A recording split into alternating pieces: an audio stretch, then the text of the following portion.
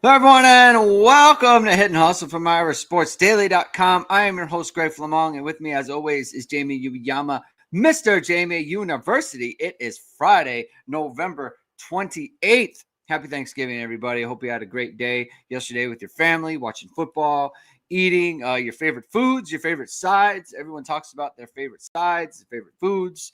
I'm a ham guy myself. That's kind of how I like to do things. I enjoyed the day of football. I did not enjoy the Ravens game. Maybe it's time for John Harbaugh to find some other kind of employment because that's a disgrace. It was a terrible performance. Kyle's obviously hurt. He's playing injured, going out there and doing what he's got to do. But maybe play better against the worst defense in the NFL. But we're going to talk about Notre Dame versus Stanford today. We're going to talk about some of the games that are going on right now, what Notre Dame fans are, kind of rooting for. That's going on in the chat, and then whatever else comes up in the chat as well. It's going to be a fun show. Thank you, everyone, for tuning in today. If you like what you hear, please hit that like button. Please hit subscribe. Please hit the notification bell so you know that whatever it is, we are going live. And as always, the show is brought to you by ESQ Clothing, founded by Notre Dame alum Ge Wang. He is Chicago's go-to for the best custom suits, shirts, and sports coats.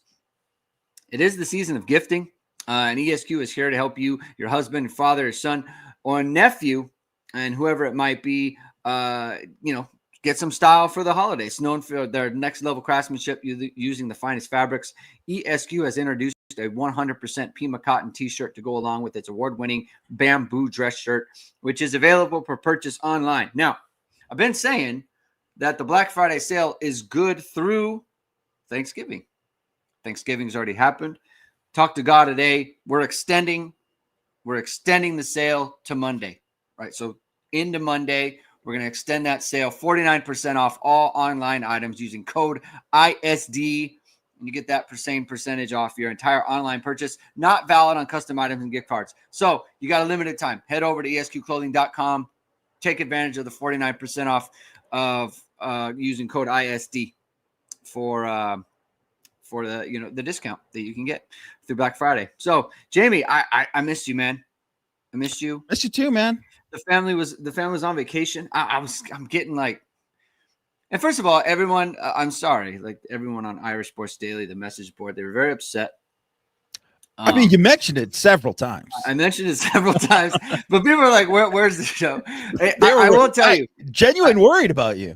People were like, what's going on with you? People hitting me up on the Twitters.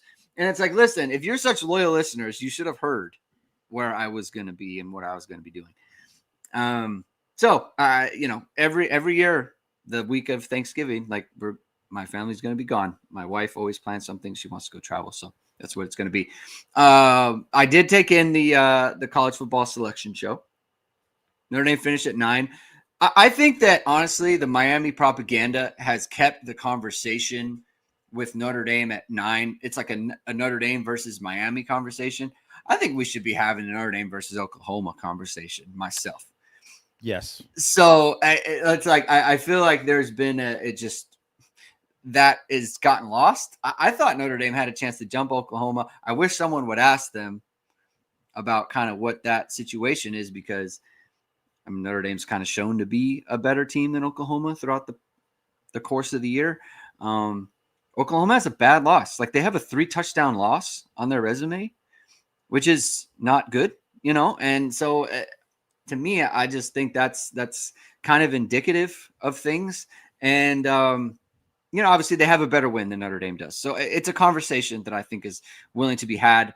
I think it's funny. Like Ari Wasserman has lost his mind. He has completely lost the plot on kind of where he's at and how he views Notre Dame. Like he says he wants to have a good,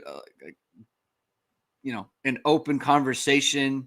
He wants to be open-minded and, a good doesn't really seem like it. And then the next thing he says is, he wants to have a good faith conversation. Next thing he says is every opponent Notre Dame has beaten besides USC is absolutely terrible, which is disrespecting the troops, and we don't like to do that here. But it's like Pitt, like who Miami is about to play is also absolutely terrible. Like that's ridiculous.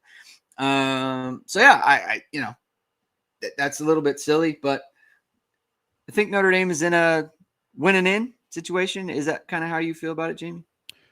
Yeah, I would say if it was in total just the biggest clunker ever of a win, they'd still probably get in, but it wouldn't, that would be the only way that you'd kind of sweat it. Do you think a clunker would matter? I don't think so, because I think there's enough of the resume throughout, and there's enough weirdness of them going on the road.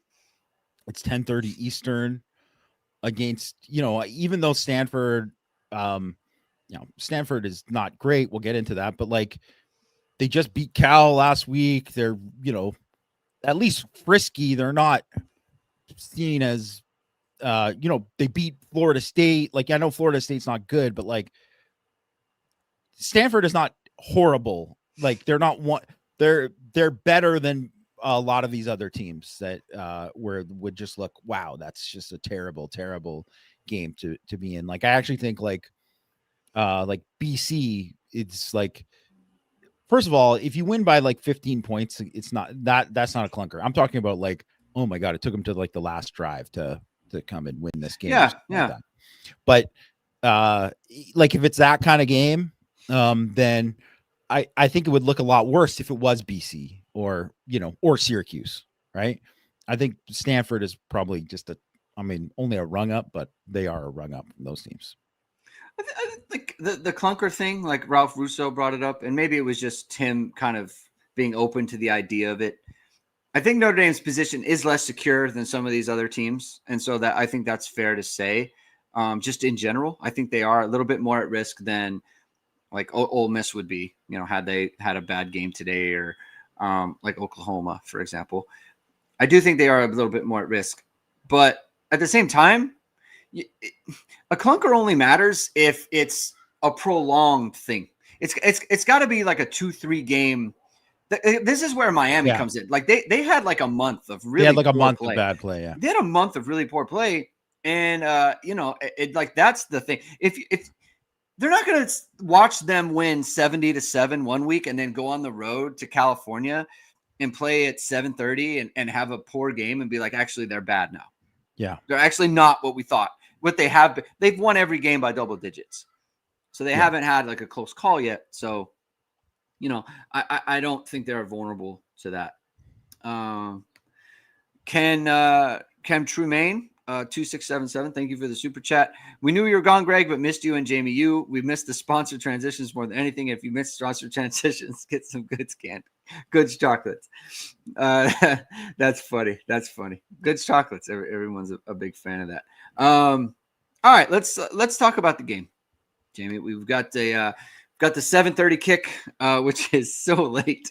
Last week, everyone was like, "Hey, like right now, this is when Notre Dame's kicking off," and man, that's going to be tough. So we've got that going on. It's hard to go on the road. I do think Notre Dame is. I don't think they're as physically beat up as they have been in some other instances. Beyond the people who are injured, that's a different story. But I don't know that a bunch of guys are carrying some things that. That they're going to struggle with, like conditioning wise or anything like that. That's part of the benefit of Notre Dame playing a whole bunch of players throughout the roster throughout the year. So I think they come in ready to play, and Marcus Freeman has his team just feeling kind of like in a really good spot. I feel like they're ready to play good football week over week.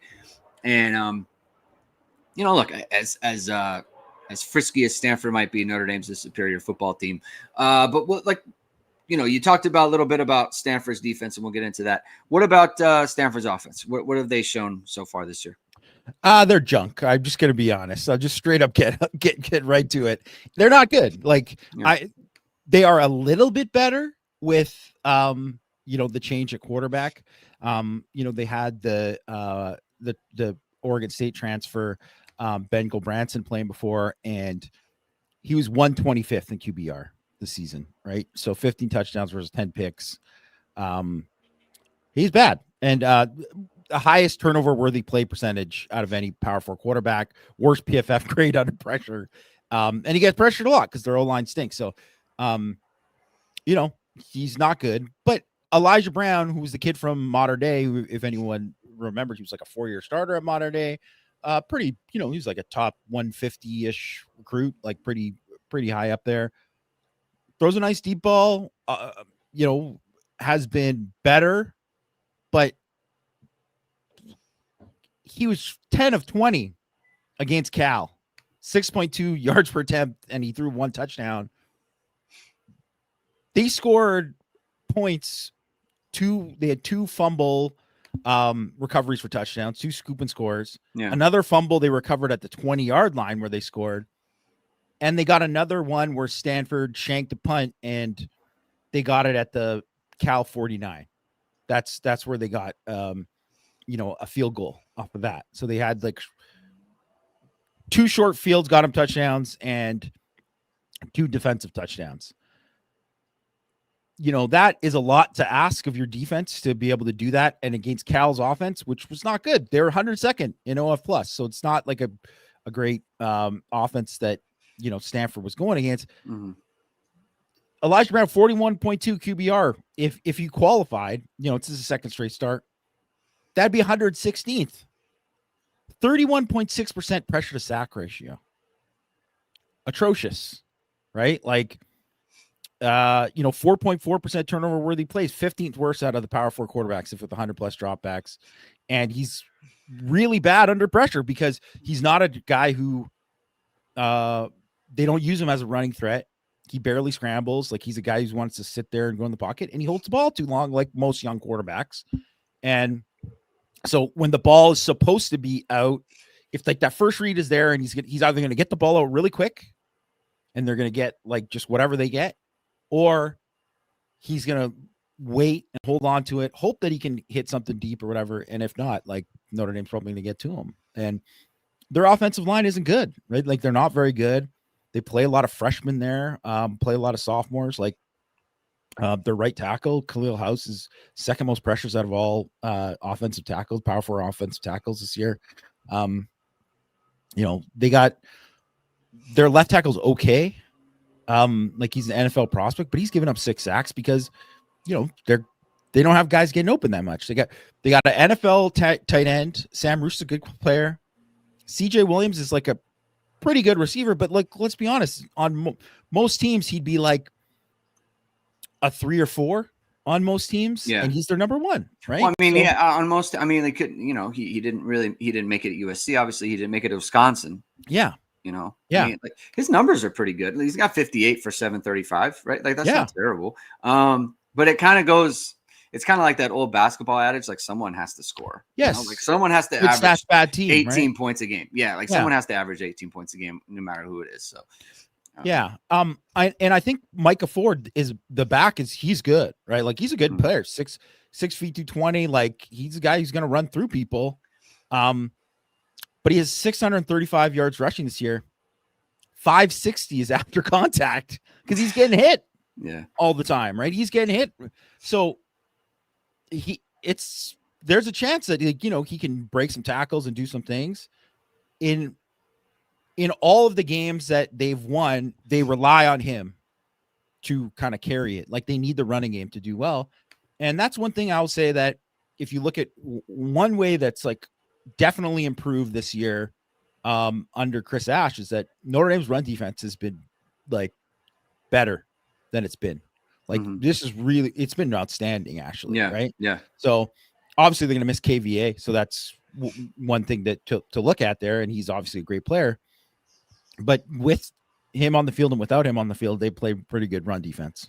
So I think Stanford is going to struggle to score again. And there's, I don't think it's crazy to think that this could be the 3rd straight game where Notre Dame their defense ends up scoring more points than the starting offense, the other team. Like, that could happen.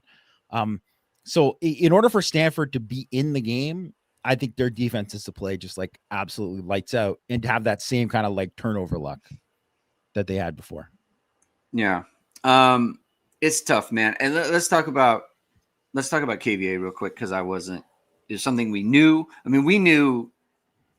I mean, I kind of heard during the game. This goes under things that you hear about and you let the school report. We knew KVA, the injury, what was bad during the game. So here's the thing: you don't want anyone to get hurt ever, right? Like, let's caveat. KVA, it's just really disappointing because he got hurt last year, and that sucks. Especially, it was like the same week that he hurt his knee last year against Army, and then he hurts his knee again against Syracuse. I actually never. I watched it back a number of times, as did you. It's kind of hard to identify when it happened. It was a nothing play. It's non-contact. It's anything. Like, everyone's like, he shouldn't have been out there. He could have. This movement he could have done.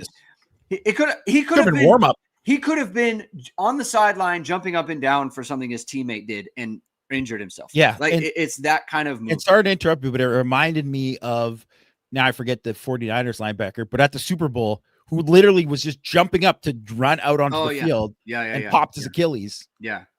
And I was like, that's how the play looked. It could have been anything. It wasn't like, oh man, he's in the hut. He was, in the pile and all this like got twisted up.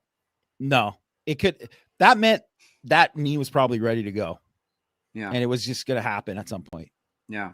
Probably BXNY was the actual injury, ACL. We believe it to be ACL. I don't know that, Marcus we haven't announced heard but we believe that's what it is. And so you lose. The thing about him is just like, he plays with a spirit that is irreplaceable. That's how he plays. And you watch the tape, and there's so many moments where it's like hidden. There's a thing in football called hidden yards. When you make a mistake that isn't totally identifiable, but it results in yards for the opponent. And KVA is like the opposite of hidden yards. He's like hidden saved yards, just because like he takes on a block a certain kind of way and he opens it up for somebody else, and he doesn't get credit for a tackle, but like the way that he attacks blockers and he just mucks up everything in the middle of like he just does those little things, and it elevates everybody. It elevates everyone on the front seven. And when you lose that, you don't know where and how it shows itself, but it will. And plus he'll make spectacular plays as well that show up on the stat sheet. So it's just a bummer, man. It's terrible. And you hate that it happens to someone like him, who plays the game with such passion and kind of joy. Fortunately, man, Framo they've been repping him for months now. So that's a good thing on that front. Jalen Sneed's been playing really well. Jaden Osbury has been playing the best football of his career for the last few months. So, or last couple months, I should say. So that's a good thing. I got to feel like, because you look at Stanford and what they've done offensively. They've been a little bit better, right? They 326 total yards against Pitt, -10 rushing, of course. That's obviously bad, but like 4.6 yards per play against Pitt, 4.3 against North Carolina, and then 4.9 against Cal last week, where they threw for 123 yards. They got two scoop and scores that gave them 14 of the 31 points that they scored. Against Miami, they had 144 yards of offense, 2.7 yards per play. So you play a defense similar to Notre Dame's, and they just did absolutely nothing. It should be a very good matchup for Notre Dame's defense there. They should whoop them up front. Yeah, and especially when, you've also got guys like CJ Williams. It's like whatever kind of season he's going against Leonard Moore, and he's a first-round pick corner, first-team All-American caliber guy. Notre Dame's going to play man. They're going to be able to play man against this team, and you feel like they're going to be in a good situation. That's the thing that makes it hard for Stanford to pull some kind of an upset. It needs to be like it was in 2022, like 16-14, something like that, and that's very hard to do with Notre Dame's offense. Drew Did Pine you want to isn't say playing something? quarterback. Drew right? Pine is not playing quarterback. Yeah. Audric Estime is not playing running back for the first time ever. Jadarian Price is, they've got a number of ways to beat you. Stanford's defense, as you've noted, was awful in previous years. They are improved, but some of that improvement, like 8 yards per play allowed against Virginia, 7 yards per play allowed against San Jose State, 6.8 yards per play against SMU, and they've given up points as well, but they are a little bit tougher. So talk a little bit about Stanford's defense. Yeah, like I think it's pretty incredible. Actually, you don't see this very often where like they were 90th in DFEI, right? So the FEI's defensive ratings after that SMU game. So after week 7, and then they literally move up like 41 spots to number 49. Like that's pretty incredible actually, right? Like that you just don't see that very often. And they lost David Bailey. Yeah, they lost David Bailey. They had a bunch of guys coming back from last year, so they're pretty experienced for the most part. They do play some young guys in the secondary and all that, and like some young guys up front. But I think that's one of the things that like you look at it. If you look at one thing is like that has stood out is like, I mean, they gave up 35 points to Pitt, and you're thinking like, okay, well they got. Pitt was only 4 of 7 in the red zone in scoring touchdowns. And they've been like all these teams are like brutal in the red zone against them. They're good. Like they're 13th in country in red zone defense, right? So that is something. And obviously we know like Notre Dame, that has been one of the things for them. Yeah. That has happened. So that is a way for and Notre Dame's kicking game hasn't been good and all that. What? So if there's a way for it to be like closer than it should be, that is the kind of thing that could happen, right? Now, in saying that, Miami was 6 of 7 in the red zone against them. And even though Miami, like go back and first of all, I went back and watched that game.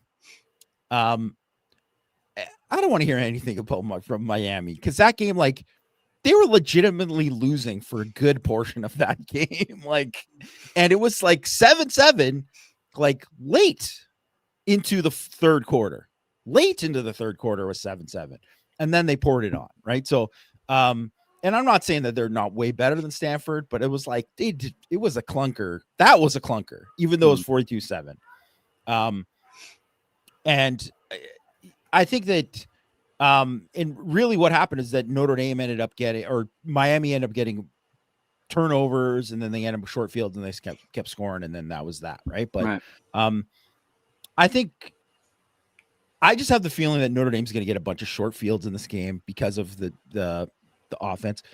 The other thing is Stanford, one of the worst teams in kick coverage and zero impact in the return game so far this year. So that is also something to monitor in this game because, Faison has been quietly very good. Like he's like, top 15 in the country in return yardage because he's just one of these guys that they, the punters, like about 40% of his punts get returned, and Notre Dame gets a bunch of free yards there. Jadarian Price obviously is unbelievable there, and there's just a lot of times too where I think their offense isn't going to be able to drive the field, and they're not overly explosive either. So Notre Dame's going to have short fields, and then a lot of the times all it takes is just a one play for them to like either get in the red zone or score, right? So I think their defense, they've been very good against the run this year. That has definitely been, their strength. That is something that they're going to sell out to do it. But I think teams have to be able to take advantage of them, like loading up and doing all these things, which is what Notre Dame did to them last year. And I know they were a worse defense last year. Yeah. But if you remember, like Notre Dame RPO'd them to death and killed them with play action. And Riley Leonard averaged like over 10 yards per attempt at the time when he was averaging like 6 yards per attempt for the season going into that game. And then because they kept selling out and they had too many opportunities to go one-on-one. And the thing is that they have, I like their nickel. Like Jay Green's a pretty decent nickel. Colin Wright's a pretty good outside corner. Their starting safeties stink. Like they're just guys that shouldn't be starting. They're good. They're both box players is what it is, right? And that's the thing. Those guys can't, if you have to make those guys turn and run and they have to actually cover, like Mitch Lieberg and Scotty Edwards, those guys aren't good players, right? Like they're not good coverage players. So you're taking advantage of that. They have like a Brandon Nicholson who's been pretty good as a corner for them. Like he's good in coverage, 29% missed tackle rate, 5th worst amongst power 4 corners. Like their linebackers are good inside run defenders. I don't think those guys are great in space, right? Like, and I think they have a bunch of hard-working guys. They play hard up front. That's what I'll give them credit for, which I think that was kind of like missing from that. The one thing that Stanford always had when Randy Hart was there, during those Harbaugh times and David Shaw, it was like, I don't care how talented they were. And obviously they had some talent, but those guys always played hard. And I think they're closer to that now where they have guys who always play hard all the time, even if they don't have as many like NFL players. But I just think eventually just like the dam is going to break because they're just going to be in a position where Notre Dame will make plays against them because they make plays against everyone. That's just how it is. And they'll get the matchups they want. And it'll be whether or not like Stanford can kind of like keep it close enough to kind of like make them believe, at halftime, basically. Yeah. It's, you're talking about Stanford's defense and you look at some of their numbers and they are good, right? Like they've given up 200 plus rush yards to one team. And that was Virginia. Miami ran for 199. So basically right on the cusp there. Like maybe there's a kneel down or something and they rushed for, it was 200 or whatever. And then you go look at a defense like Notre Dame. It's just completely different, right? Like Notre Dame's given up 200-yard rushing game all year, and that was to Navy, of course. So you kind of throw that out. After Navy, the most yards a team has rushed for is Arkansas with 158. There's been 2 teams since kind of the rebirth of Notre Dame's kind of defense. After the Purdue game. There's been 2 teams that ran for more than 100 yards. It was Boise State that ran for 100 exactly, and it was Syracuse that ran for 112. So obviously that was kind of late in the game. So it's just like, when we talk about a defense that's improved or whatever it might be, there's difference between like a defense that has improved against the run and a defense that is like good against the run, right? Yeah. It's just kind of a different thing. And the other part of this too is like you're talking about linebackers who like they're not playing Jeremiah Love and Jadarian Price. No, it's just different, man. Like it's just a different kind of thing. And there's this whole talking point about Pitt, what Narduzzi said, and Navy, and how they didn't play Blake Horvath. And I'm actually curious about this, and I wanted to get your opinion. I honestly think there is something to Narduzzi like watching the tape and Newberry watching the tape and being like, you know what? This game doesn't actually matter. We're not going to win this game. We don't really need to. Like, odds of us winning this game. We're not winning this game. Yeah. I truly think that's a thing. And I think that like that is something that should be brought up. It's not that whether or not Narduzzi was serious when he said, it doesn't even matter. It doesn't even matter. Like it's all about the conference, right? I think it should be noted that, hey, these guys watched Notre Dame and said, we're not winning this game. And I think that's something that like I think the committee kind of senses that. And because there's just like John Gruden goes and watches Notre Dame play against Pitt, and he's wearing Pitt gear. He goes on a podcast and is like, that team's different. Like, that team is a different kind of thing, and I think they could win the whole thing. Like, I don't think people are saying that just for fun. I do think there's something to that. And so I that's kind of my sense of this is like when we talk about Stanford, you know, when people like when we were doing was it the Syracuse game where we are kind of talking up their wide receivers and people were like, I don't, you know, in the chat, it's like, I don't like how this is going. I don't like this conversation. Yeah. And then afterwards, like, all right, they're going to win 50-6 or whatever it is. And it's like, well, how can you say those two things? It's because you're talking about two different levels of play is kind of what I'm getting at. Yeah. And I think too, right. It's not to say that guys won't make plays or whatever, but it's just like, there are levels to this thing. Right. And I just think that, I knew from watching Pitt, I was like, this is not, and I know because for weeks, whatever, and I'm not trying to throw Mike under the bus, but Mike for weeks was like, man, this guy's good, like Mason Heichel. I was like, he's good, but I'm like, he is just when you play against a defense that is going to challenge you in these different ways. I see a lot of things that are probably bad, and then it was really bad, right? Like, and I think that's the kind of thing that I think that kind of goes, you know, unnoticed is that they're just, you can do everything right. Like Jeremiah Love's first touchdown run was pretty well defended, like up until the first guy missed the tackle. And as soon as that first guy missed the tackle, and then it was Eli Reardon just knocked the crap out of his guy. The safety, yeah. He displaced that guy. And then as soon as that happened, it was like one tackle. Well, he's gone. Right. So all it takes is one guy to not do their job and it's over. And that's the thing about playing Notre Dame. Right. And I think, and that is way more so than even last year in terms of just like their overall skill talent. So I think that's just a huge difference. And I just think that it doesn't even get talked about that Notre Dame is missing their best lineman, their best offensive lineman, and the guy who was their best defensive tackle when he was hurt. Mm-hmm.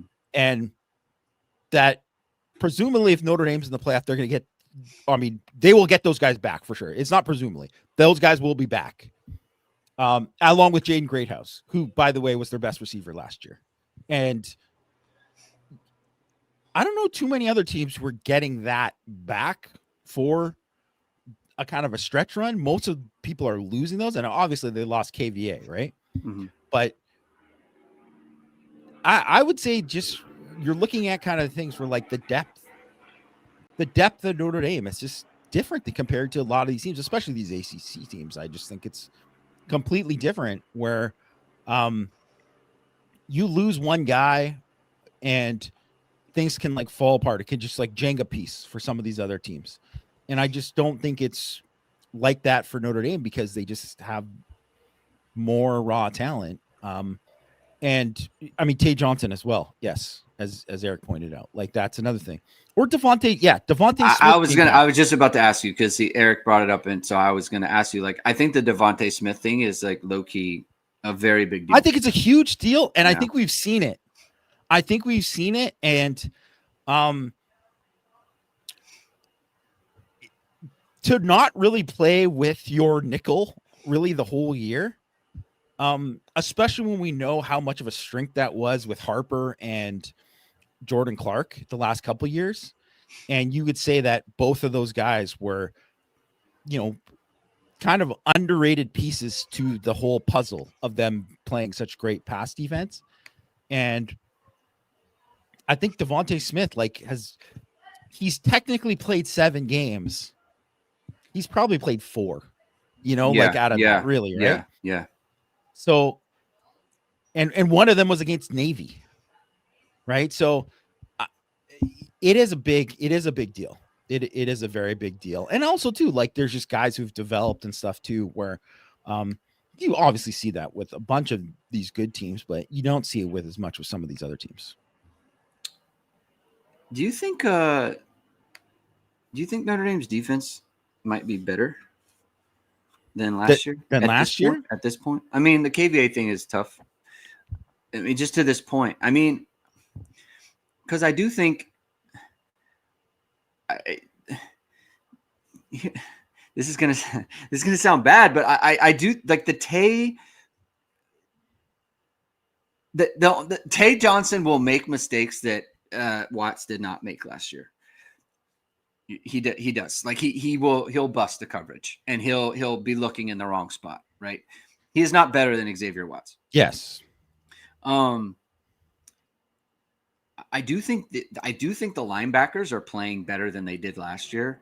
And this is where it's hard because KVA is gone now. And so it's because KVA is a better version of what he was last year. I think Drake Bowen is now that they're beyond kind of the initial start to the year.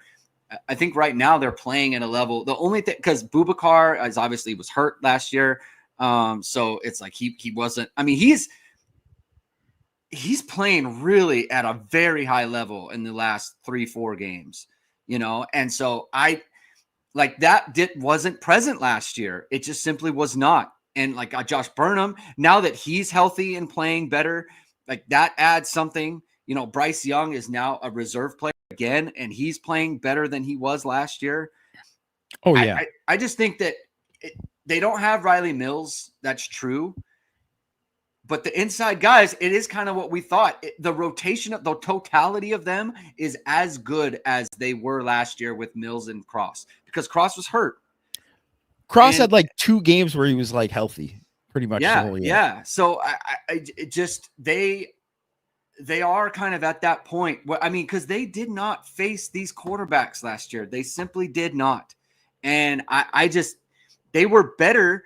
Because they were better against USC this year than they were last year, and they didn't have their slot. They had Dallas Golden playing the slot. They didn't have Devontae Smith to play. Christian Gray was hurt. Like they still played better against USC this year. So I don't know, man. I always am reading this stuff about Chris Ash and Chris Ash this and. We still get questions of how much did Marcus Freeman fix it? The guy deserves credit. They deserve credit, man. He does. And I don't know how anyone else to say it. Sometimes he plays too much zone. That's a thing that I think they're not as good at zone if they are in man. And even if it's predictable, I just think they're playing really, really well. And they could be better on the defensive side right now than they were at times last year. It's just I do think it is a fair question because I would agree that they don't have, I mean, Watts, that's not the same. No, right? That's not the same. But I think Leonard Moore, even though as great as he was last year, I do think he's a better player this year than he was. I think that Christian Gray, obviously I gotta see what Christian Gray once they get into CFP and where they're at and all that. But I think there's a chance that because him being healthier could make them a lot better. Adon Schuler is definitely a better player than he was last year. Yeah. Adon Schuler is a better player than he was last year. I think all of the linebackers are better players than they were last year. And missing KVA, that does change some things, obviously.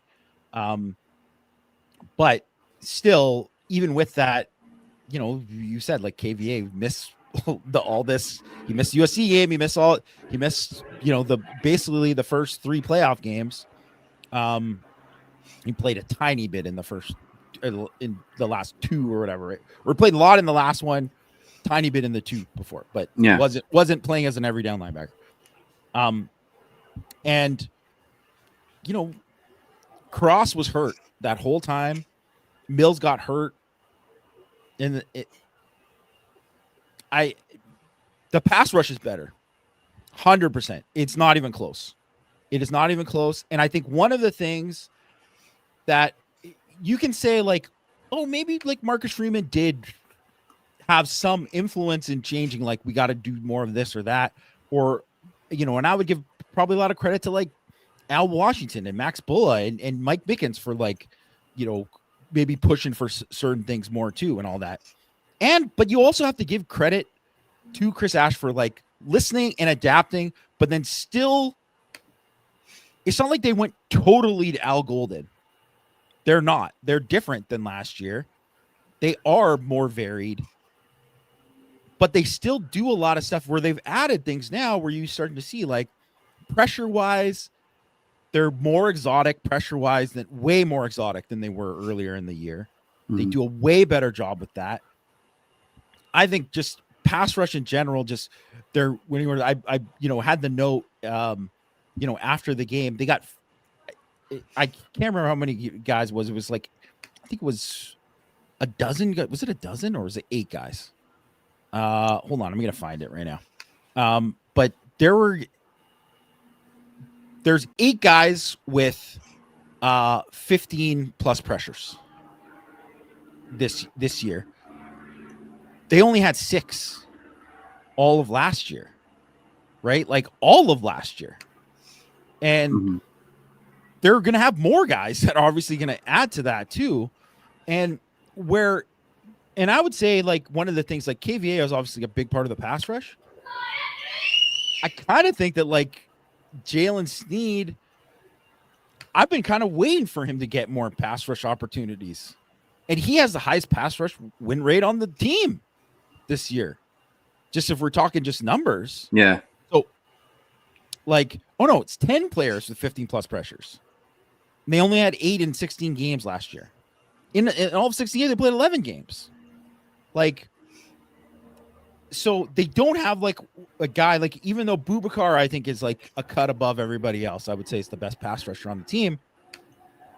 But there's so many other guys win, and they rush better as a unit now than they did before. And all of the linebackers are better pass rushers. They miss, obviously Kaiser was a good pass rusher too. But now, because all those other guys have elevated, that has added to it. And I just think, like, they just do a little bit more to kind of confuse things. They're a little bit more varied. So it is something that, hey, we'll see as they go along here, because that is the kind of thing. Let's say they play Oklahoma. If they end up playing Oklahoma, first of all, Oklahoma, 0 chance to win the national championship, guys. No chance. Just letting you know. Well, their offense just is not good enough. Yeah. They have a good defense. No one wins with that bad of an offense. It's just no one has done that. You can't go through 4 games. No, you can't. You can win one, maybe 2.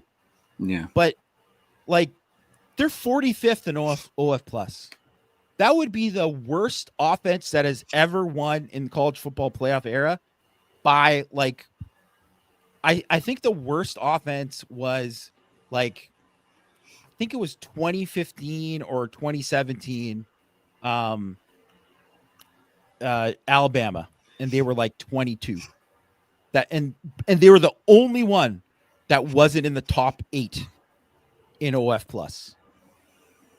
45th is not getting it done. It's not getting it done. And, like, in order to even make up for that 45th, you better have the number 1 defense by a country mile over number 2. Like, that is how much better your defense has to be. And their defense is very good. It's top, 5 in the country, but it's not that. It's not that good. And they have holes and all that. And the old line's not good enough. They can't run the ball. They're very similar to Alabama in that they stink at running the ball, right? Like, yeah. And that does matter. It does matter, especially in these late games, right? When you're getting down to it, you got to be able to run the ball at times. So I think that's like the kind of team, like, I could see if Notre Dame's defense was playing them, even if it was a home game, think that's the kind of offense that Notre Dame's defense would eat up. They're 93rd in yards per play nationally. Yeah. Boston College is 91st. That's the company you're keeping with that. You know, like they're 91st. They're behind Boston College. So they're struggling. This is kind of why I was like, maybe we're having the wrong conversation. We're talking about Notre Dame vis-a-vis Miami. Maybe we should be talking about Notre Dame vis-a-vis Oklahoma, because like that's to me is more of an open question than kind of the other way around. So just kind of adding to it, tomorrow, if we're kind of looking at like what's going on right now, it could all go chalk with all the favorites winning, right? Like it could go that way. And even if that happens, I don't think there's any. I mean, actually, if that happens, then Notre Dame is just going to be in the same spot that they're in right now, right? But LSU can beat Oklahoma. Like LSU's offense is obviously not good. They're not good, but their defense is actually good. Like they have a good defense. So if they get like the turnover luck in that game, they could win that game. Like that is something that easily, it's only 7 points, right? That's it. Like Oklahoma's only a 7-point favorite in that game. So that is not something that is, you would think about it, because LSU isn't good, but they're 7-4. Like they're not horrendous, and that's a game like, Brian Kelly's ghost, that would be a great win to help out Notre Dame, right? Like or something, right? Like, yeah. I mean, look, if you can score 3 touchdowns, you feel pretty good about beating Oklahoma. You get to 20 points, you feel like you could, right? If Missouri got to 20 points last week, they would have won, like 17-6. It's just that it's just a different. They're just a different caliber of team, and this is kind of where it gets to like, I guess it's just the season that we're in and the types of schedules that get played now. It's like, people are mad that the committee looks at losses. Well, because no one's really playing like that difficult a schedule. That's the thing. All these schedules are kind of the same. The only teams that are playing a gauntlet of schools are the ones that are getting crushed, like Arkansas. They've played how many ranked teams? 6, 7, right? Well, they're 2-9 or whatever it is. Like, it's like these are the types of, like Florida is playing a crazy schedule. Like the Wisconsin, but they're not good. They don't have good records. So, like Ohio State, they played Texas week 1. They won at home by 7 points. Since then, who? Yeah. Who's their toughest guy? Washington? Since then? Yeah. Iowa?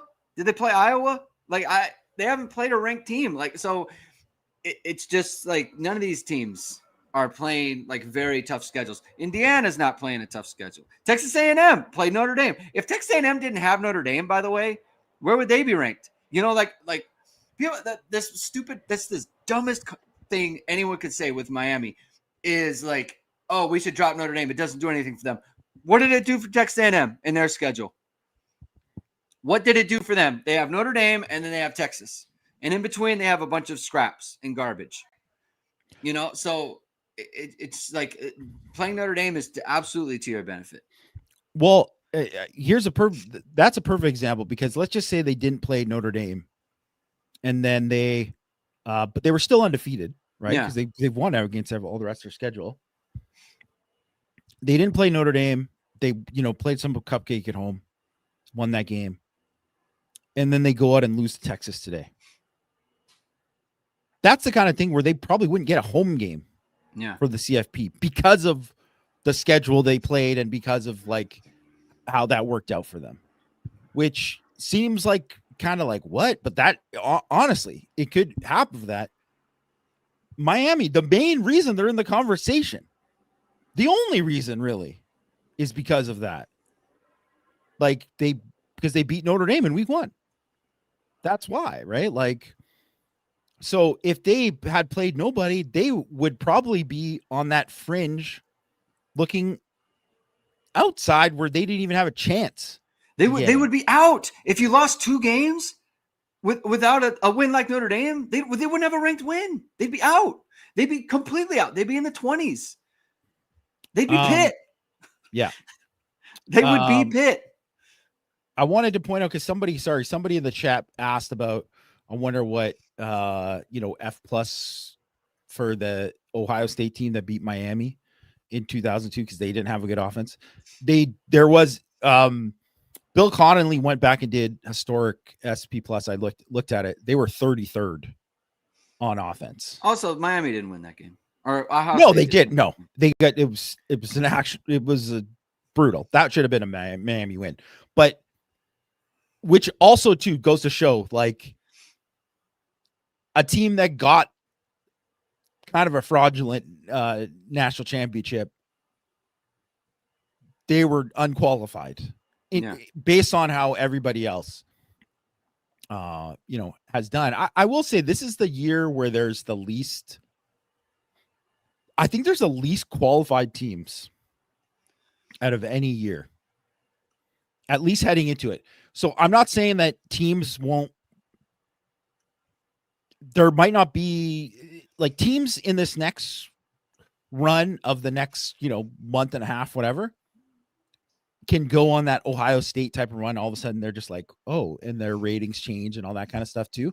But as of right now, like, just for example, like I think every single team has had that has won the national championship during CFP. So last 11 years, right? So that's obviously top 4 CFP and this top 12 CFP. They've been top 15 in DF plus, and then 10 of 11 have been top 8 in OF plus. And there's not a lot of teams that are both right now. There's a lot of teams that are like one or the other. So, and it's not to say that it can't change, but it's just like typically you got to have both. You got to be both, and you have to have, and you have to have check all these other boxes too that get into it, can be a lot more granular or whatever, but like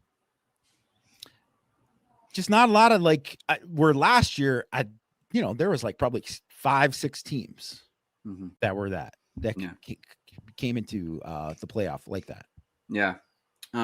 Speaking of checking boxes, Jamie, I checked the food box last night, feeling kind of heavy with the Thanksgiving meal.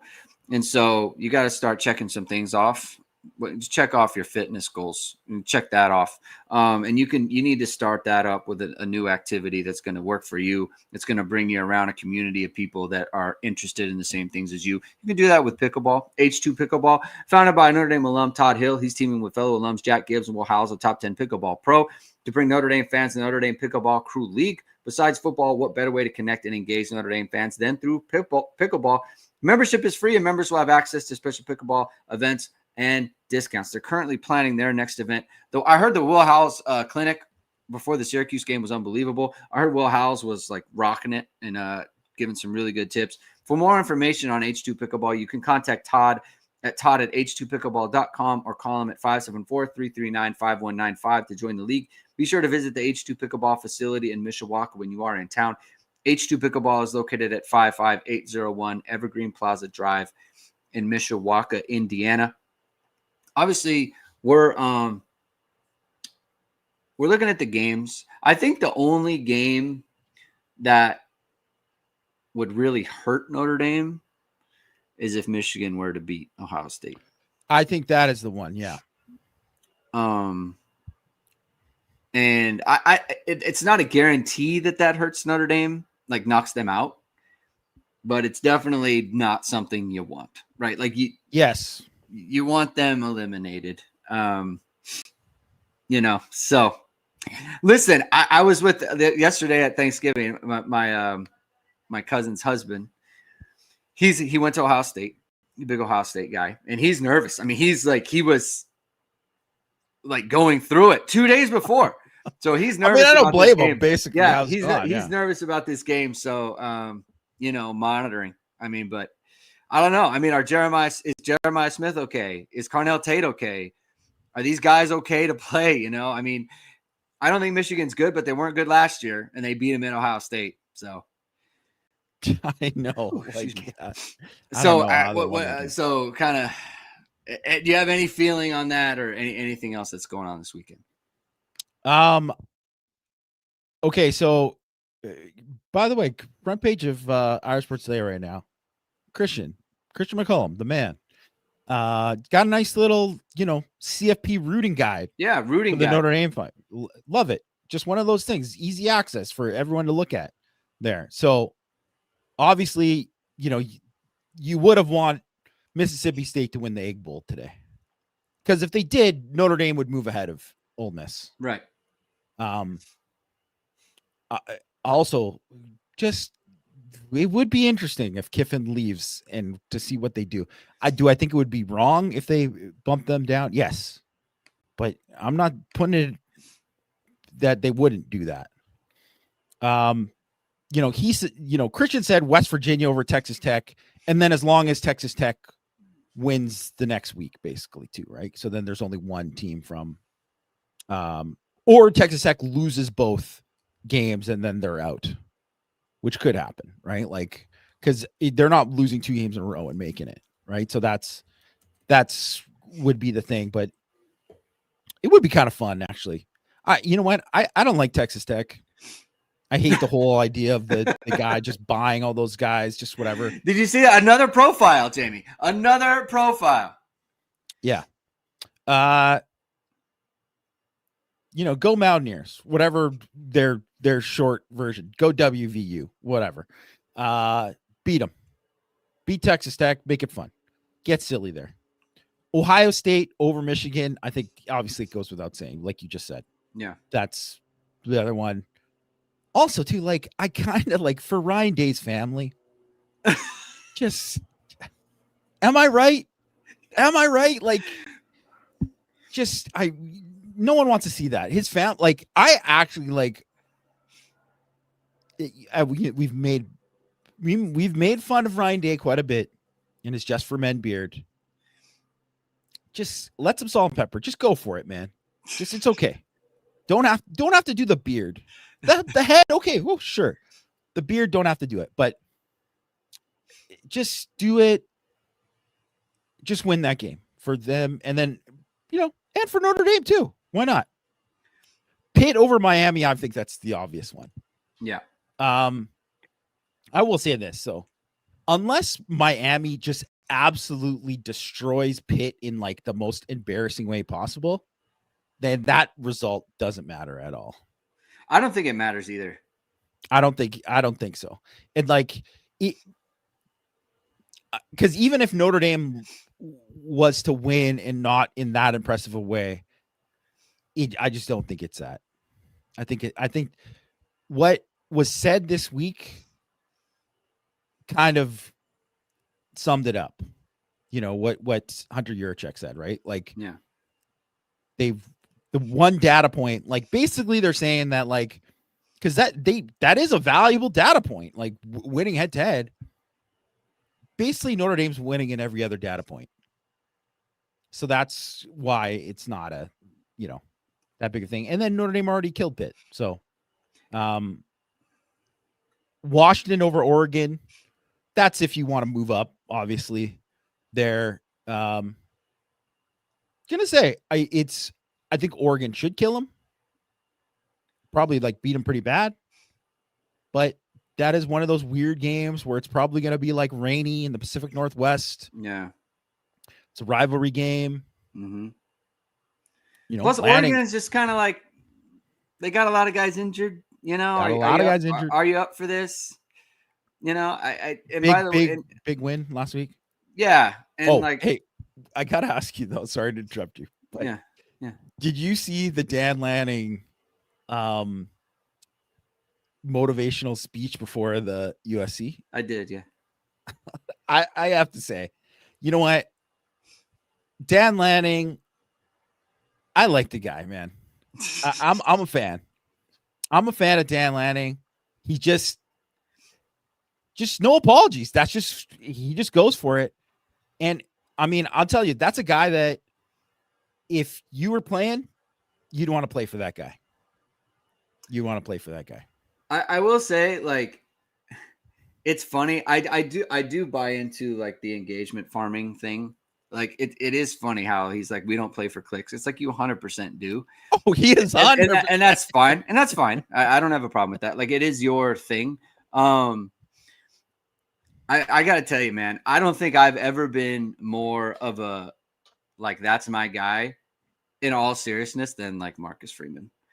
Oh, yeah. Not over pushes. Marcus, yeah. He pushes. No, I'm not saying over. I'm just saying, like, just now that we're having this conversation, he pushes every button that I like as a player, as a competitor. Like, he's just the perfect blend of, like, everything about him is like, I want to play for that, you know, and 100%. And it's just like he always says the right thing, and it's not his place to, like, when he never complains about the refs, like, in all honesty, that's for people like us to do. Yes. That's not for him to do. That's not his job to complain.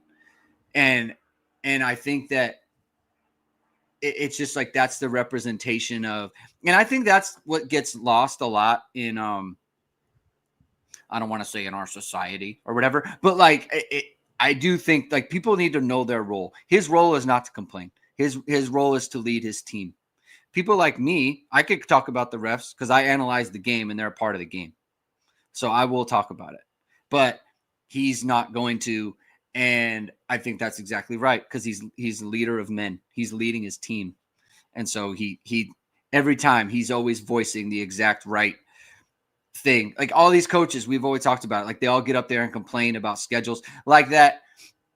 The Texas Tech coach, Joey McGuire, taking a swipe at Notre Dame, just completely out of left field. Like, just loser. Like, just it's a loser behavior. Like, it absolutely is. Like, it just is. And it has, that is not his role.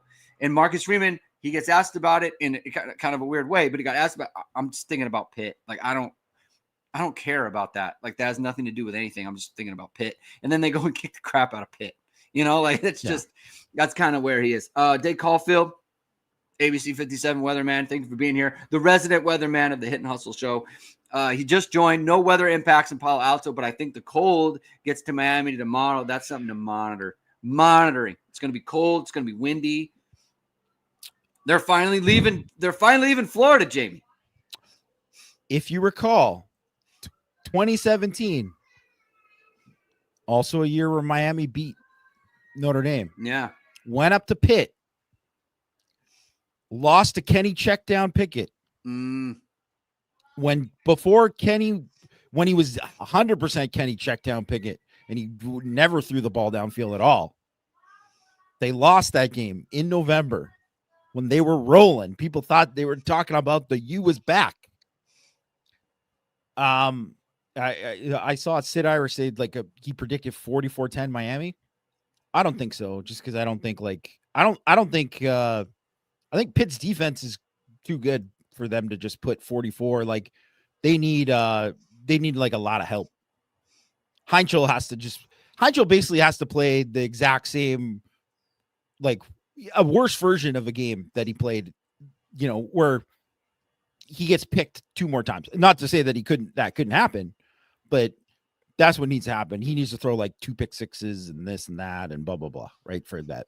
Yeah. I don't think that's going to happen. I think, I do think that Miami's D-line is going to just destroy their O-line, but, I don't know. We'll see what happens. But I do think that is a weird, that can be a weird game.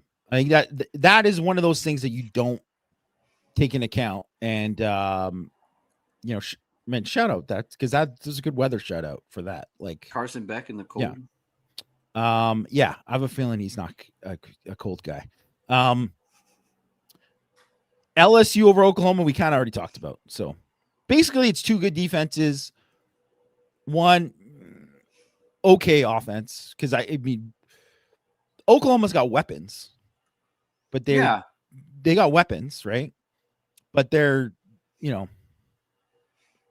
I don't think they're going to score a lot of points. I actually think that game's probably going to look pretty similar to the Mizzou game that they had last week. Yeah. And that is definitely a game where Mizzou, that game was there for the taking for them to win that game.